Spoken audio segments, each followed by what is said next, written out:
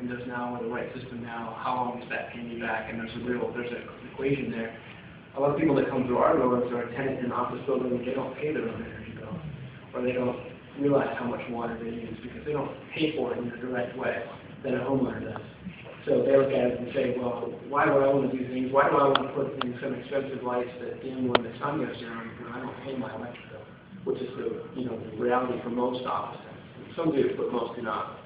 So I mean that's a real struggle for us, and it's the same thing for a building developer as well. Because in this area, the way the commercial real estate market works, there's so much turnover in the built environment that a developer that I want to be working on this year, or for the next 3 years to build a campus of buildings, somewhere just going to own those buildings for maybe just a year or two, and never really see its payback either. So if he wants to either sell them directly to an office user, or turn them over and sell them to someone who's going to hold them as a landlord.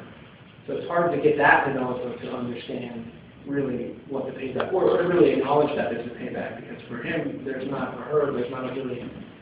lot of incentive to push more money up front if they're not going to see the payback.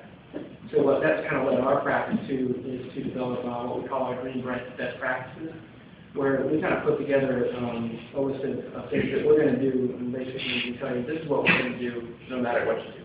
We found some materials that they're not stone from Italy or tile from someplace special. I mean, these are things we can get everywhere, and because we're going to do that, we're only going to get them from this area. We're not going to ship them in from California because the contractor just chose whatever building product was the most convenient or the least expensive. Maybe you'll pay incrementally more, but will you see it on any given project? Probably not. So we like to source materials that way when we can. We like to do the right thing with construction waste management, which is not really a cost that a developer of an office space or an office building will really see passed on to them in a meaningful way. We do that with IAQ testing, just doing the right things that are easy to do, that we tell the client, this is what you're going to do when you choose us, because this is the right way to go about it, and we really believe in it. So then let's talk about maybe how we can pay premium to do a little bit more. That's the way we kind of approach it. Well, really, yeah, we pretty much share most of the same approaches to how we deal with the clients, and I guess we refer some of the clients. But one of our primary objectives is to deal with people, start with them where they are. That's very important. And it's interesting. I have some opportunities to deal with some people who also, for the most part, don't pay their own utility bills.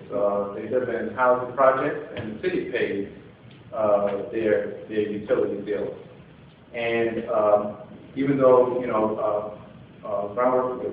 organization, I'm a person that's passionate about saving this earth that we live in from total destruction. I mean, we're in serious trouble right now. We've gotten here over time, and this is where we are, and we better start trying to turn the steering wheel in a different direction. But I can't talk to a lot of the people I deal with, about polar bears and ice caps and melting. But one of the things that they can relate with is keeping an extra $15 in their pocket in order to be able to use that money for something else. So what it's done is we take a very practical approach in informing everyone that we deal with and engage with. And one of the key ways that we do that is by example.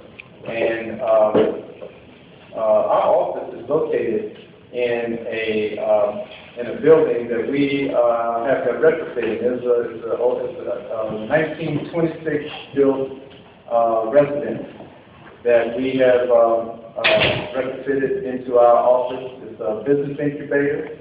I'm really glad that we have this a discussion in the gallery, because we have a gallery as well, in our building, and it has as many eco features as we can incorporate in the building, and we feel that that's one way that people who come there and visit they can relate with it directly because by being a former residential building, it looks like where they live. It looks like a place that, when they go into the restroom, they can see certain features and they say, wow, this is practical, I can do this at home.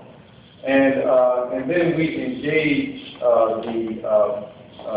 the community in the project that we undertake.